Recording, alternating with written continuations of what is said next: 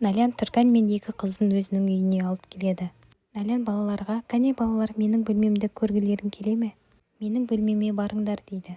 Түркан: «Өтінемін, олай тұрма, үйге кір» деп үйге кіргізеді. Түркан есеңгіреп Налянға: «Сен білдің бе?» «Иә, мен білдім. Абайсызда естіп қалдым» дейді. «Сен енді Хайремен қосыласың ба?» «Жоқ, ешқашан қосылмаймын, саған уәде беремін. Менің қалауым тек екі қызым әкесіз қалмаса екен деймін. Мен бала кезімнен әкесіз өстім. Олардың да мен сияқты жетімсіреп қалғанын қаламаймын. Менің жалғыз ғана арманым осы». Налян Түрканға: «Түркан, мен сен үшін қалай не істеп көмектесе аламын? Хайри тек қыздарымды көріп тұруға келсінші, соған көндіресің бе?» «Уайымдама Түркан, олар қыздарыңды тастамайды, мен саған уәде беремін» дейді. Екі қызы келіп: «Біздің қарнымыз ашты, тәтті бар ма?» дейді. Налян: «Тәтті қалмапты. Бірақ ас үйге барып өзіміз әзірлесек қайтеді? Алдымен қолдарыңды жуыңдар, сосын бірге ас әзірлейміз» дейді. Налян Түрканға: «Түркан, еш алаңдама, мен Хайримен сөйлесемін. Олар сендерді тастамайды. Оның өмірінде тек сендер ғана барсыңдар, ал мен жоқпын». Бұл сөзді естіп Түркан қуанып қалады. Налян мен Түркан ас үйге келіп бірге ас әзірлейді.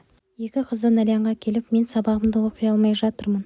Маған қиын тапсырма беріпті. Уайымдамаңдар, ендеше мен көмектесемін» деп Налян қыздармен кетіп қалады. Сыртта Түркан өз көзіне өзі сенбей қарап тұрады. Ал Хайри болса тек өзін ойлап, шаштаразға барып шашын алдырып: «Мен қазір әдемі болып Налянға барамын. Бүгін өмірімді жаңа парақтан бастаймын». «Налян сен тастап кетті ғой, оған қалай бармақшысың?» «Жоқ, ол мені ешқашан тастамайды. Көресіңдер, мен бұған сенімдімін». Налянның есігін қағып Хайри келеді. Хайридің қолында тамақтары бар. Хайри бірден өздерінің сүйікті өлеңін қосып үйіне келеді. Бұл «Сен және мен» деген өлең. Бұны естігенде мен өз-өзімді тоқтата алмаймын. «Қарашы, тыңдашы».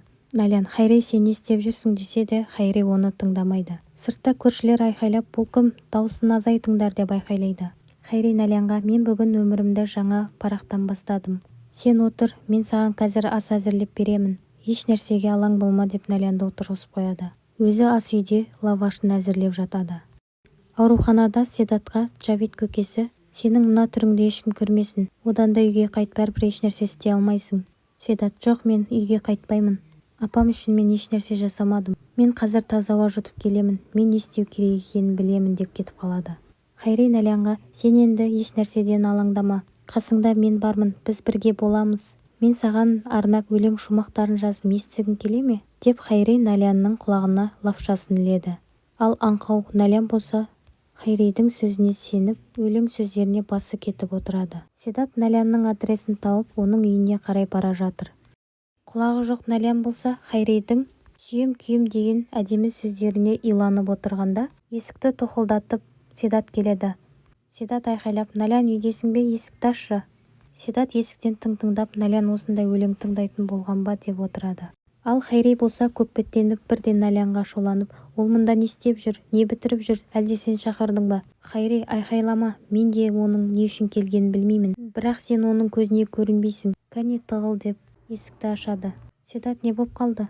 «Налян, кешір, бұндай уақытта сенің мазаңды алғаным үшін. Не ауруханада, не үйде өз-өзімді жайсыз сезіндім. Сол себепті саған келдім. Жарайды, ендеше сенің мазаңды алмай кетейін.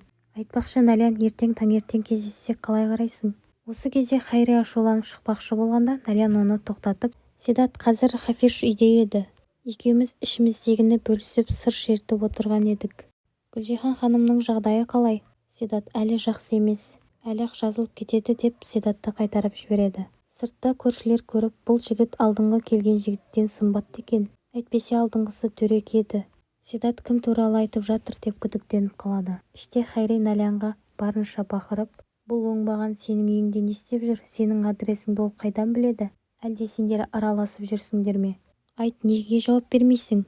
Налян аузына құм құйылғандай үнсіз жауап бермей, бұрын анасының өзіне айқайлағаны, ұрғаны есіне түсіп кетеді. Хайри айқайлап жатқанда көршілері: «Бұл не деген сұмдық, тыныш» деп көршілері ескерту жасайды. Налян: «Жетер енді» деп Хайриді жұлқып үйінен шығарып жібереді. Хайридің қыздары әкесін сағынып қайта-қайта сұрайды: «Әкем бізді тастап кетпеді ме?» «Жоқ, тастаған жоқ, ол қайта келеді» дейді. Хайри сүмірейіп барар жері басар тауы болмаған соң кафеге келіп түнейді. Кафедегі досы келіп таңертең: «Сені мұнда қандай жел айдап келді? Қане тұр, неге бұнда түнегенсің деп сұрақтың астына алады. Кеше Нәлянмен жақсы отырған едік, бірақ бір малғұн барлығын құртты. Кімді айтып жатырсың? Седатты айтып жатырмын. Сөйтіп біз ұрысып қалдық. Хайри, сенің Нәлянға ұрыспағаның жөн. Ол сен үшін Седаттан ажырасып келді. Келсек ол оның күйеуі. Жоқ, ол оның бұрынғы күйеуі. Мен бұған шыдап тұра алмаймын. Анасының ауырған сылтауратып Нәлянның жанынан шықпай жүр. Оған жыламсырап келіпті. Таңертең Нәлян Хафизаға звондап, Хафиш, бізді ұмытып кетпедің бе? Жоқ қызым, ұмытқан жоқпын. Бүгін қайтамын, деп тұтқаны қойып қояды. Сенің мұнда жатқаның жарамайды. Қане ауруханаға бар. Жоқ, менде үміт қалмады. Хафиш, олай айтпа. Бәрі Құдайдың қолында. Хафиш, сен одан да мынаны Нәлянға берші. Бұл не зат? Бұл сурет салатын галереяның номері. Оны міндетті түрде Нәлянға бер.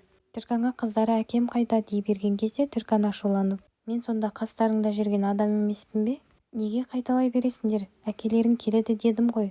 Гүлжихан Рафетке, мен бұндай тексерулерден шаршадым. Гүлжихан, бұның бәрі уақытша. Сен мұнда тез шығуың үшін кәне дәрігерлердің айтқанын істе.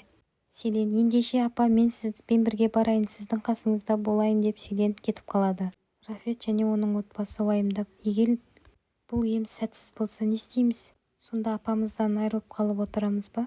Селен анасымен кетіп бара жатқан кезде, апа, мен қазір келемін, телефонымды ұмытып кетіппін деп қайта-қайтады.